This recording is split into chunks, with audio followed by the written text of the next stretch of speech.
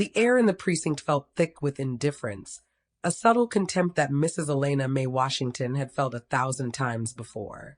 At 78, her body was a testament to decades of hard labor and quiet resilience, her eyes still sharp behind wire-rimmed glasses. She'd walked into this police station an hour ago, not for herself, but for her grandson Marcus. Marcus, a bright, aspiring journalism student, had been detained after a peaceful protest against local housing inequality, a protest that had mysteriously turned violent only after the police arrived. Elena Mae had merely asked for clarity on his charges, a basic right. But Officer Miller, barely out of his 20s, found her questions amusing.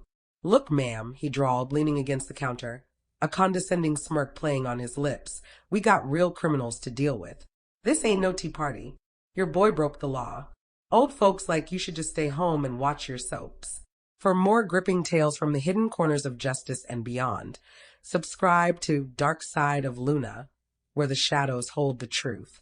Elena Mae said nothing, her gaze steady, unwavering. Her silence seemed to fuel Miller's arrogance. Another officer, Sergeant Davies, a burly man with a permanent scowl, approached, overhearing.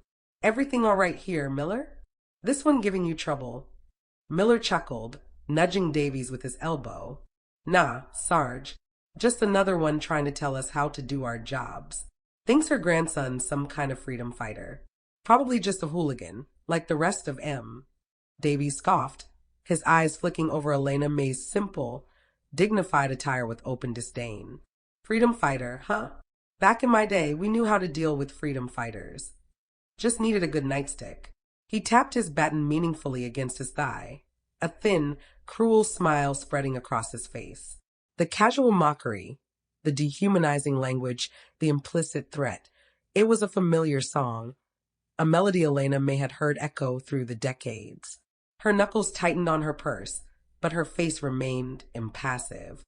They saw an old woman, frail, insignificant, clinging to a bygone era.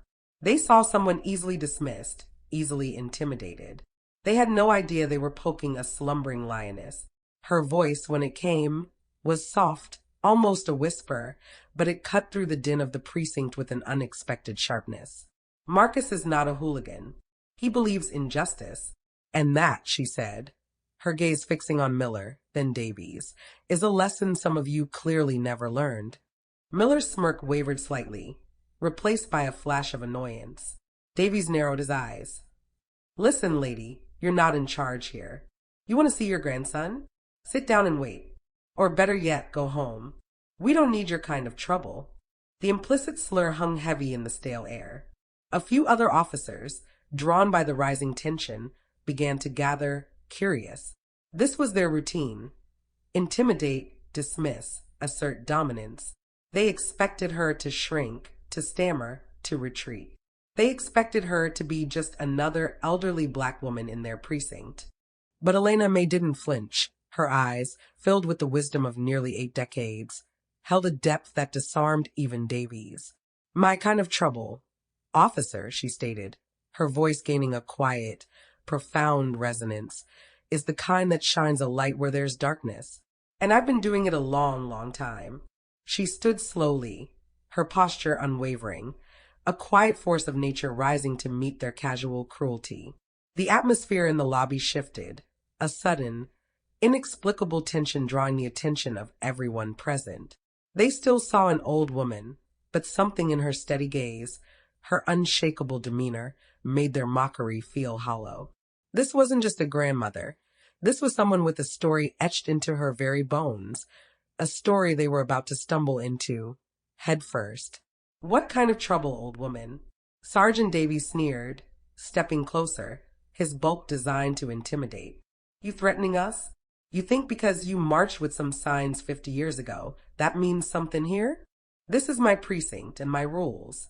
He puffed out his chest, expecting her to wilt. Miller, emboldened by his superior, smirked again. "Yeah, Grandma, this ain't no civil rights museum. We're talking about a protester who resisted arrest. Your grandson. Now, are you going to cooperate, or are we going to have to escort you out too?" Elena Mae's gaze, however, didn't falter. It seemed to pierce through their bluster, a quiet force against their brute ignorance. Just then, a younger officer, Officer Chun, who had been silently observing from the edge of the lobby, stepped forward. Chin, usually reserved, had a curious, almost academic interest in history. Her eyes, wide with a dawning recognition, were fixed not on Elena Mae's face, but on the small, almost imperceptible lapel pin glinting on her worn coat. It was a simple faded silver dove, clutched in a stylized fist, a symbol Chin had only ever seen in grainy photographs and documentaries. Sergeant, Chin stammered, her voice unexpectedly shaky, I think you should reconsider. Davies whirled around, annoyed. Stay in your lane, Chin. This doesn't concern you. But Chin ignored him, her eyes still locked on Elena Mae, a growing awe replacing her initial caution. Ma'am, Chin began, her voice now a whisper of reverence. Forgive me, but Are you Elena Mae Washington? The Elena Mae Washington. The question hung in the air like a dropped bombshell. Miller and Davies exchanged confused glances. Who the hell is that, Chin? Miller scoffed. Davies, however, suddenly looked uneasy.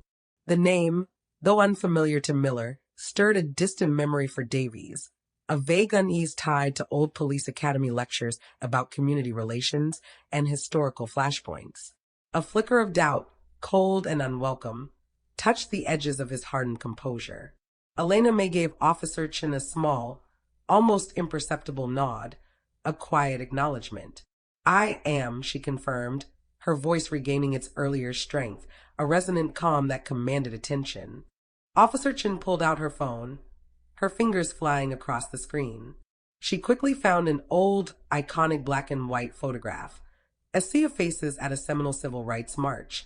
In the very front, a young woman, fierce and defiant, standing shoulder to shoulder with legendary figures. Her eyes, even in the faded image, were unmistakable. Chin thrust the phone towards Davies and Miller. This is Elena Mae Washington, Sergeant, one of the original Freedom Riders. She marched with Dr. King. She was arrested dozens of times for voter registration drives in the Delta. She survived Bloody Sunday. The images on the screen, raw and powerful, flashed through the sterile lobby.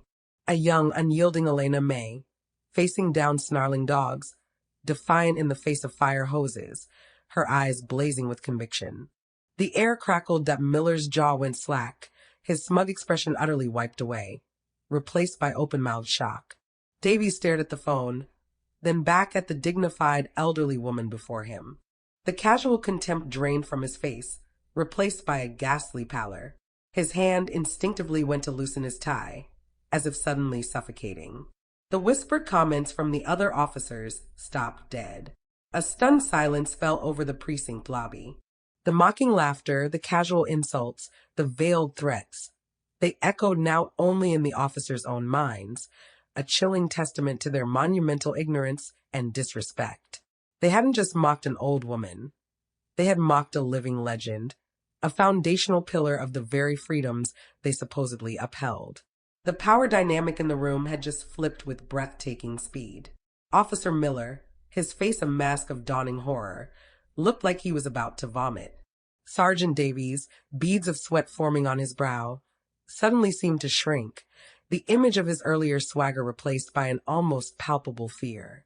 Elena Mae Washington simply watched them, her gaze steady, patiently waiting for the profound realization to sink in. The silence was deafening, broken only by the frantic pounding of their own hearts. Sergeant Davies swallowed hard, his Adam's apple bobbing. His mind raced, calculating the catastrophic fallout, the media storm, the internal affairs investigation, the potential career-ending scandal of mocking a national icon. Mrs. Washington, he stammered, forcing a sickly sweet smile that didn't reach his terrified eyes. My apologies, ma'am. There must have been a misunderstanding. We didn't recognize you. Of course, Officer Chin is right. A true honor. He shot a furious, silent glare at Miller, who looked on the verge of collapsing. Officer Miller, fetch Mrs. Washington a chair. A proper one. And get her some water. Immediately. Miller scrambled, tripping over his own feet in his haste to obey. Officer Chun, meanwhile, stood respectfully beside Elena Mae, a silent guardian. The other officers, who moments ago had been sneering, now averted their gazes, some shuffling uncomfortably, others whispering amongst themselves, suddenly finding the grime on their boots fascinating. Elena Mae remained standing, her gaze unwavering as Miller nervously presented a slightly cleaner plastic chair. She ignored it. "My grandson, Marcus," she stated, her voice calm but firm, cutting through Davies's desperate politeness. "He was brought in for a peaceful protest. You said he resisted arrest. I want to see the report. All of it. And I want to speak to the officer who made the arrest." Her eyes narrowed slightly. "And I want to know why a peaceful protest turned violent only after your officers arrived. And why so many young black men from this neighborhood seem to be targeted for resisting arrest after every public gathering." Davies flinched. This wasn't just about an old woman's identity anymore. She was hitting at the heart of their operation.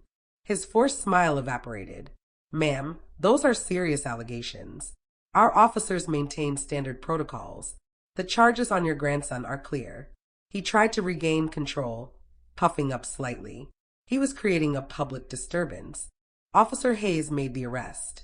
"Officer Hayes," Elena Mae repeated, her voice laced with an almost imperceptible layer of ice. "Yes, I know Officer Hayes. He's the one who was caught on video last month roughing up a teenager for jaywalking. Isn't he?" A video that mysteriously disappeared from the local news archives. Davies's face went from pale to ashen. The temperature in the lobby seemed to drop. Elena Mae wasn't just a pioneer. She was informed. Just as Davies began to sweat profusely, trying to formulate a reply, Officer Miller, desperate to curry favor and defuse the escalating situation, blurted out, "Sarge, the footage from the protest. We had, some issues with the body cams that night, but there's still the municipal camera feed, the one from the corner store across the square." Davies's eyes practically bulged out of his head. He shot Miller a look of pure, unadulterated fury, a look that promised professional annihilation. That footage was supposed to be gone. The order had come directly from a higher-up, Captain Thorne, a man known for keeping the peace in Havenwood with an iron, often corrupt, fist. The body cams of the arresting officers had conveniently malfunctioned during Marcus's apprehension, a common tactic. But the external municipal feed, which showed the protest from a wider angle, was supposed to have been misfiled or corrupted. Miller's panicked revelation, intended to show a gesture of transparency, had just exposed a much larger, darker secret: evidence tampering. Elena Mae's expression remained calm, but a dangerous glint entered her eyes. She hadn't expected such a direct slip-up. "The municipal camera feed," she mused, her voice soft. "How convenient. And how very interesting, Officer Miller." She turned her gaze back to Sergeant Davies, whose face was a roadmap of sheer panic. He now understood that this wasn't just about disrespecting a civil rights legend. This was about a much larger cover-up, and his subordinate had just laid it bare. The walls of their carefully constructed facade were cracking, and Elena Mae Washington had just found the largest fault line. Officer Miller's panic confession about the municipal camera feed was the crack Elena Mae and Ilera needed. Within minutes of Davies's attempt to cover for Miller's slip, Ilera Vance, alerted by a discreet call from Officer Chun, arrived at the precinct, her presence radiating a quiet authority that instantly dwarfed Davies's bluster. Ilera, armed with Elena Mae's formidable history and the hinted evidence of the camera footage, demanded immediate access to Marcus and every piece of evidence related to his arrest, specifically citing the municipal camera feed. Davies, trapped by his subordinate's blunder and the looming threat of Elena Mae's national reputation, had no choice but to comply. The municipal footage, once retrieved, was damning. It showed Marcus at the protest, peaceful, respectful, until Officer Hayes, unprovoked, aggressively initiated physical contact, twisting his arm behind his back and throwing him to the ground, fabricating a charge of resisting arrest. It confirmed everything Elena Mae had suspected. This was not policing. It was intimidation, a tactic to suppress dissent and criminalize activism in the community. The footage, alongside Elena Mae's eyewitness account and Officer Chen's quiet corroboration, quickly escalated the situation beyond the precinct's walls. The state prosecutor's office, alerted by Elena, launched an immediate, high-profile investigation. The story of Elena Mae Washington, the civil rights pioneer, being disrespected and lied to by local police, exploded across national media. The very officers who had mocked her now faced intense scrutiny. Officer Hayes, whose history of aggressive arrests against young black men was finally brought to light, was swiftly suspended. Captain Thorne, Davies' direct superior and the architect of the evidence tampering, found his decades-long career collapsing under the weight of the revealed cover-ups and systemic corruption. As the investigation unfolded, a whistleblower from within the police department, a veteran detective horrified by Thorne's tactics, came forward. He revealed that the malfunctioning body cams were part of a deliberate, long-standing departmental policy implemented by Captain Thorne to suppress evidence of excessive force and racial profiling in minority neighborhoods. This wasn't just about Marcus, it was a deeply entrenched system of injustice, orchestrated from the top. During Captain Thorne's interrogation, cornered by irrefutable evidence, he didn't just confess to the body cam tampering. He implicated several other high-ranking city officials, including a judge and members of the city council, revealing a wider network of corruption tied to suppressing community voices, particularly those speaking out against zoning changes that would displace lower-income families. Marcus's protest and Elena Mae's intervention had inadvertently unmasked a deep-seated conspiracy woven into the very fabric of the city's power structure. The wheels of justice, though slow, finally turned with undeniable force. Officer Hayes was charged with assault and falsifying reports. Sergeant Davies faced charges for obstruction of justice. Captain Thorne, the mastermind, along with the implicated city officials, were arrested on multiple counts of conspiracy, fraud, and abuse of power. The trials garnered national attention, exposing the systemic rot that had festered in the city for years, concealed beneath a veneer of order. In the end, justice was served. Marcus's charges were dropped, his name cleared, his future as a journalist now brighter than ever, fueled by his grandmother's unwavering spirit. The corrupt officers and officials were convicted, facing significant prison sentences and the complete dismantling of their power. The city of Havenwood, stripped bare of its false facade, began a painful but necessary process of internal reform, establishing a civilian oversight board and implementing stringent new policies to combat racial profiling and ensure police accountability. Elena Mae Washington, the unassuming elderly woman, stood tall. She wasn't just a figure from history. She was a living, breathing testament to the enduring power of truth and resilience. The city council, in an unprecedented move, formally apologized to her and to the community, establishing the Elena Mae Washington Center for Civil Rights and Community Justice, a place dedicated to fostering dialogue, education, and true equity, a living monument to her quiet courage.